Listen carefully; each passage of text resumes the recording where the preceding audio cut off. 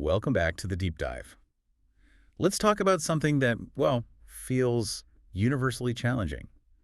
Finding a place to live, Uh-huh. especially in a market as, vibrant and fast-moving as Dubai. Definitely. You're looking for a room to rent there. Maybe you're a professional, a freelancer, working remotely. You might feel like you're swimming in options, but also worried you're either overpaying or compromising too much. Oh, absolutely. It's a really common feeling. The sheer volume of listings, sometimes conflicting info, it can be kind of paralyzing. How do you even know if you're getting a fair deal? Exactly. And that's why this deep dive feels so relevant right now. We've been looking into an article by Dr. Pooyan Ghamari. He's a Swiss economist and founder of the Alan platform. Right. The article is called Unlocking Dubai Living, 10 Proven Strategies to Find the Ideal Room for Rent Without Overpaying. And it's more than just like a simple checklist. It really provides a framework for thinking strategically about renting in Dubai.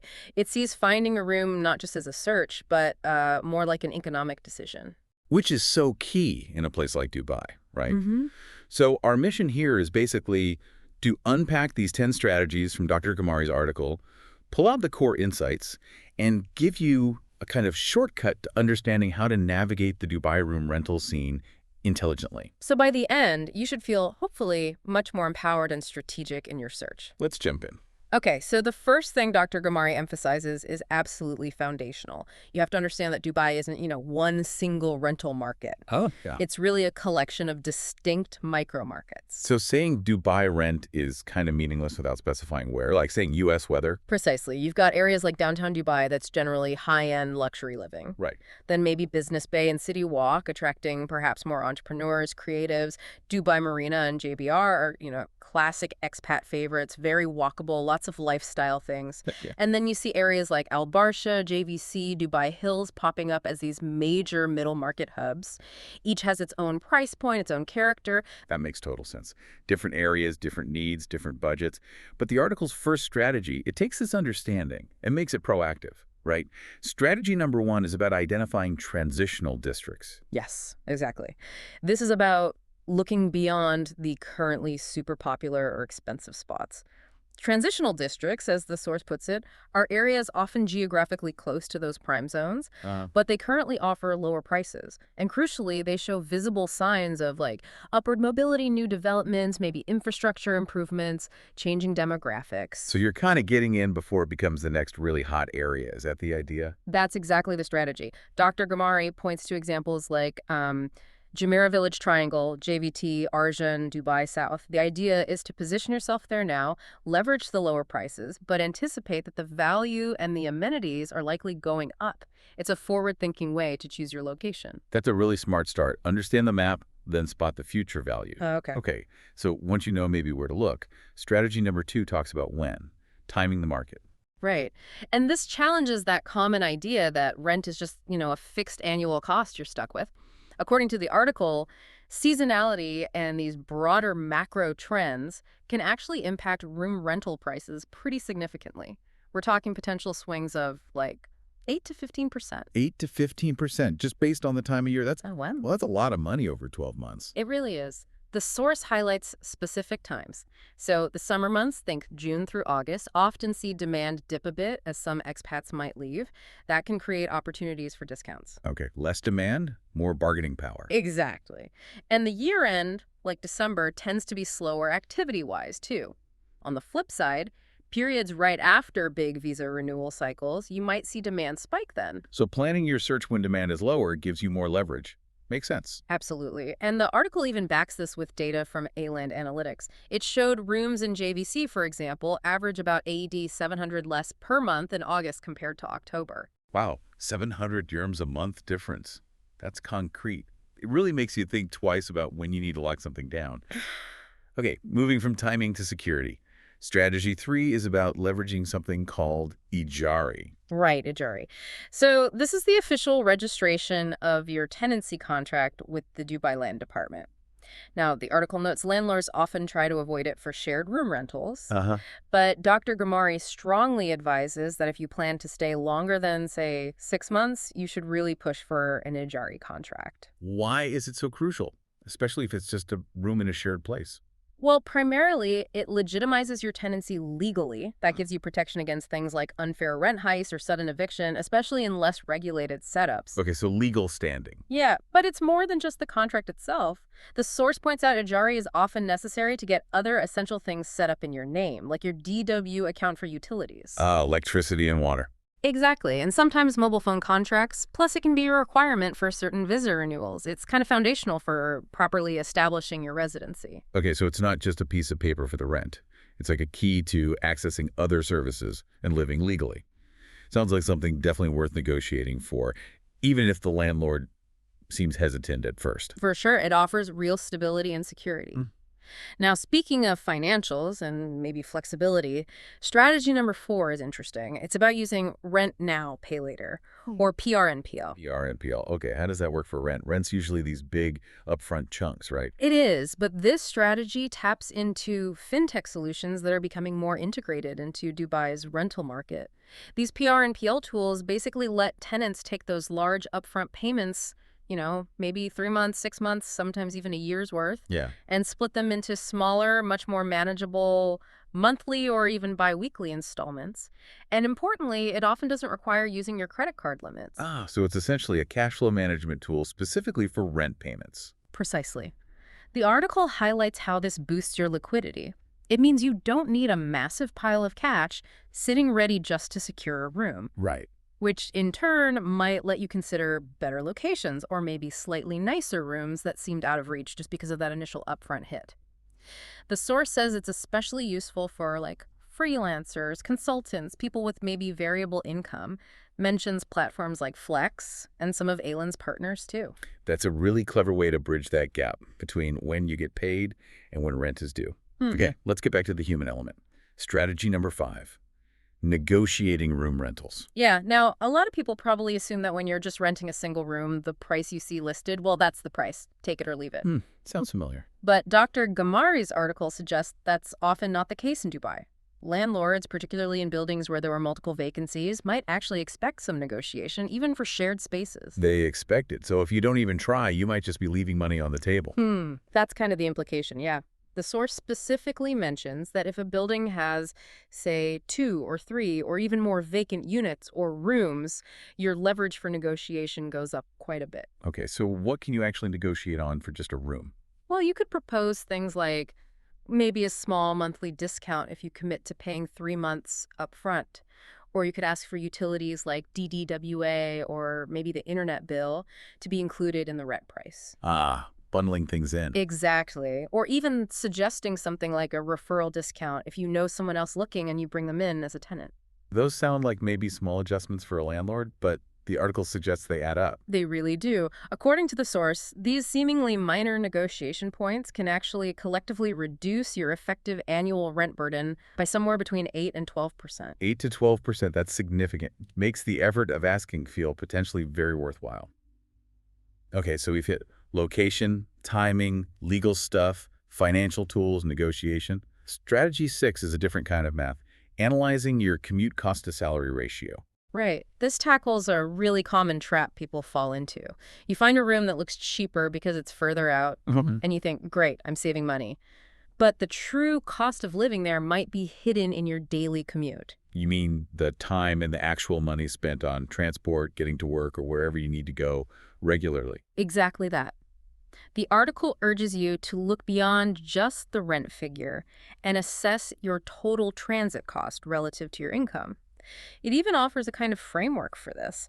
Calculate your monthly transport costs plus the value of your commute time, and it suggests valuing that time based on your hourly wage. Wow, okay. Then divide that total by your monthly income. Putting a price tag on traffic jams or metro rides. So what's the takeaway from doing that calculation? Dr. Ghamari suggests a threshold. If that calculated ratio transport cost plus time value divided by income exceeds about 12 to 15%, then those rent savings you thought you were getting. They might be, as he puts it, a mirage. A mirage, meaning they basically disappear when you factor in the commute burden. Pretty much. And there's a powerful example cited from Ayland research. Someone moving from, say, Dubai Marina to a seemingly cheaper room in Al Nada might save AED 800 a month on rent. Okay. But the extra cost and time of that longer commute could easily add up to an extra AED 1,100 per month in things like transport fares, lost productive time, maybe even stress. That example really hits home. The sticker price isn't the whole story. You have to calculate the total cost of living there relative to what you earn. Okay, what about strategy 7? This sounds a bit different. Strategy 7 moves beyond just the numbers and the location. It's about filtering by tenant demographic and building reputation. Okay, so who your neighbors are and how the buildings run. Yeah, and the article argues this isn't just about, lifestyle preferences, although that matters. It connects directly to really practical things. Safety, cleanliness, how responsive the building management is when something needs fixing. Right, leaky taps and things. Exactly, and even potentially the future desirability or value of the area if you were ever thinking about maybe buying property there down the line. That makes sense. Yeah. But how do you actually figure that out before you sign a lease? You can't exactly interview everyone in the building. Well, the article suggests a couple of approaches. One is looking at tenant reviews. Online major platforms like Property Finder or Allen often have sections for feedback. Okay, check the reviews. But probably the most direct way, if you can manage it, is to try and actually talk to some current tenants. Maybe when you go for a viewing, strike up a quick conversation if you see someone. Good idea. And the source also includes a bit of a warning. Buildings that seem to have very high tenant turnover or maybe feel less regulated might end up having poorer management, more delays on repairs, or maybe issues with cleanliness in common areas. Yeah, the overall vibe and upkeep of the building definitely impacts your quality of life. Okay, very practical. On to strategy 8, avoiding too good to be true listings. Sounds important. It's crucial, yeah. This is about protecting yourself from potential scams or misleading listings. Though the article does note that outright scams are relatively rare, they do happen. So what's the biggest red flag to watch out for? The major one highlighted is a listing priced significantly below the going market rate for that specific area and type of room.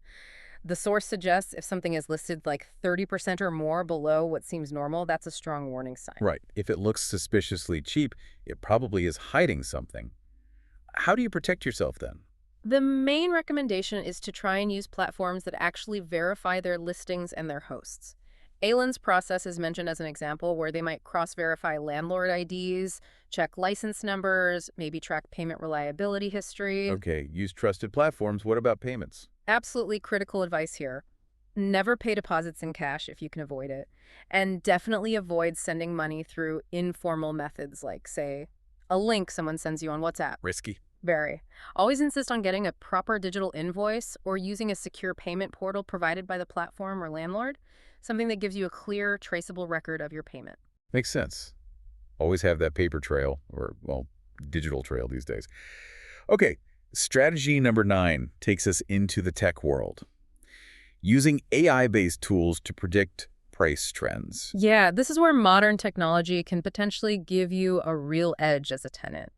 Some platforms are now using artificial intelligence, AI, to analyze huge amounts of data. What kind of data? Things like upcoming neighborhood developments, new metro lines, malls, parks, also shifts in tenant demand patterns, how much new building supply is coming onto the market in different areas. AI crunches all this to try and predict future price movements. Okay, interesting. But how do you, as someone looking for a room, actually use that prediction strategically? Well, the source points to using tools like, for instance, Alan's predictive heat maps. Yeah. The idea is you look at these forecasts to identify areas where prices are projected to increase soon, and then you try to secure your room in that area before the price hike actually happens. So if the AI predicts a price jump because, say, a new metro station is opening nearby in 6 months. You get in now at the current rate. Yep. Exactly. You lock in a lower rate before the market fully reacts to that news. So it's about being proactive, using data to anticipate the market shifts. Precisely. And the potential savings mentioned for doing this successfully, the article suggests being early to an area predicted for growth could save you somewhere in the range of AED 1,000 to 2,000 annually just by avoiding those predicted rent increases. It's basically leveraging information. That's a pretty compelling return for using smart tools. Okay. Brings us to the final strategy, number 10. And this one sounds perhaps the most thought-provoking. Making your rent work for you. Yeah, this one really reframes how you might think about rent altogether, instead of just seeing it as this unavoidable monthly cost hitting your bank account. Right, just money going out. The source suggests viewing it as a significant economic footprint you're making. Example given. If you're paying AED 4,000 a month for a room, That's nearly AED 50,000 over a year. That's a substantial amount of economic activity. Wow. Yeah, when you put it like that. So the question becomes, why shouldn't you try to extract some kind of value back from that significant expenditure? Extract value from paying rent. How exactly does that work? Well, the article lists several ways this is starting to emerge in the Dubai market. For example, looking for rooms or co-living spaces that offer included perks, like access to a co-working space. Ah, okay. That's a direct saving if you'd pay for that anyway. Exactly. Or maybe platforms or landlords offering cashback schemes or loyalty programs tied to your rent payments. Some might even offer referral bonuses if you successfully bring in new tenants. So the rental package becomes more than just the physical room itself. Precisely. It includes other value. And an article even mentions some more advanced examples emerging, like certain landlords or ecosystems. Ayland is mentioned again here, potentially offering tenants things like commission rebates or even options linked to real estate tokens. Okay, that's getting quite sophisticated. It is, but the core idea is powerful. Your rent payment doesn't just have to be a dead-end expense. In this evolving Dubai market, it could potentially become part of your broader financial picture, maybe even part of a wealth strategy. That is a complete shift in perspective, isn't it? Yeah. So, okay, bringing all these 10 strategies together, what does Dr. Ghamari's article really mean for you, the listener, who's maybe right now trying to find that room in Dubai? I think it really means moving beyond just, scrolling through listings passively. It's about adopting a much more strategic, informed approach. Right. From really understanding those micro markets and timing your search properly to leveraging legal tools like Ejari and financial tools like PR and PL, it's about sharpening your negotiation skills. Yeah. Understanding the true cost of a location by analyzing your commute, properly vetting the building and the community around you, and maybe even using technology like AI predictions to get a step ahead. And ultimately, like you just said, starting to see your rent not just as a drain, but as this significant financial decision where you can actively look for ways to gain value back, maybe even align it better with your financial goals, especially in a dynamic city like Dubai. It sounds like being an active player in the market, not just a consumer. Absolutely. Knowledge and strategy really can make a significant difference to your experience and definitely to your bottom line, even for something as fundamental as finding your home base. It really can. And, building on that powerful idea from strategy number 10, viewing your rent as this significant economic footprint where you should actively seek value. Here's maybe a final thought for you to ponder as you go about your day. If rent, such a major expense, can potentially be reframed from just a cost into a strategy or even a source of value, what other significant recurring expenses in your life might you be overlooking? Where else could you apply a similar strategic mindset and maybe turn that cost into something that works for you? Just something to consider. Which of these strategies resonated most with you, or which one perhaps seemed the most surprising?